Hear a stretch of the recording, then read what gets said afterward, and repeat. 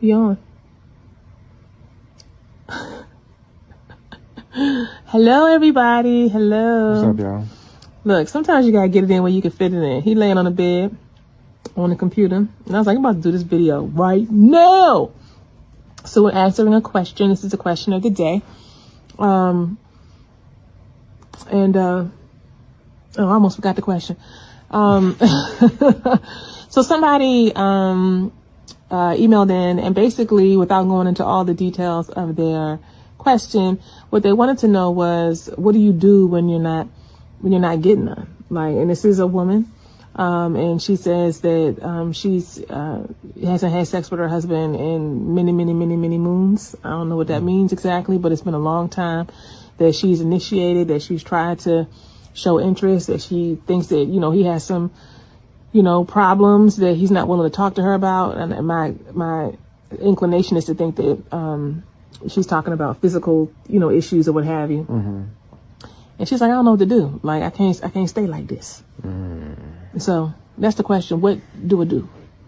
Mm-hmm. So, what you got to say? I don't know, babe. What? Nah, it's so you want to know what to do with the your blow pop. You sucking the blow pop is kind of challenging me right now. You're actually not even sucking on it, you're chewing it. All I do is hit crunching in your mouth right now. My bad. Go ahead, it's distracting me. All right, so if there's a concern, it's your responsibility to lift it up. She has. I know she has. But I'm just reiterating the point that if it's your concern, it's your responsibility to lift it up. And it's your responsibility to lift it up over and over and over again. I think that the most important thing that you can do outside of lifting it up is creating a sense of safety so that he feels comfortable expressing what he got going on, what the issues are, what the challenges are, but also indicate what the need is on your part. Indicate what the need is, indicate how you feel, and create a sense of safety when you do that, because then he may be more so inclined to engage you in that space. I work with a number of couples that have dealt with this, and it'd be some serious and significant challenges in this area. And so I definitely understand. And one thing that I do want you to know is that sometimes dudes just don't know what they can do in addition to satisfying you through vaginal penetration.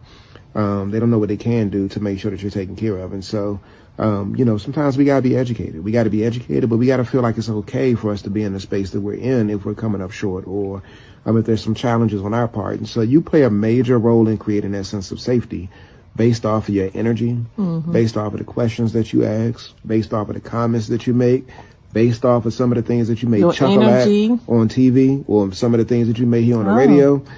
So he's paying attention. He's definitely paying attention. And so you want to make sure that you're being very mindful of how you're responding to other situations and also how you're engaging him. So create that sense of safety through your actions, with your words, but also how you're responding to other contributing factors that may be in your environment.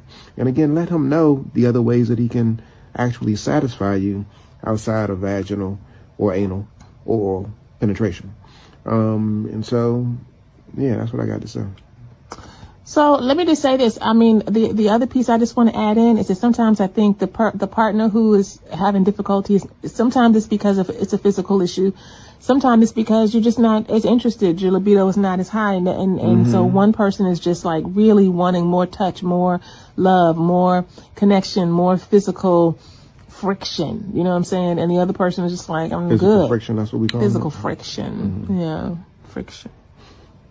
But here's the thing to pay attention to.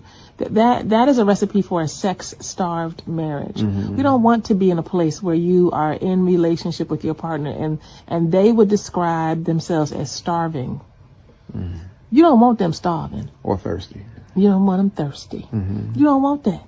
So you got to pay attention to the fact that even if your libido is not as high, even if there are, times where, like I do something, once a month or once every other month or once a quarter, that's not good enough. You can't stay in that place. And so sometimes I think people who are having a hard time, you kind of think like it's just sex. Like our relationship is so much bigger than that.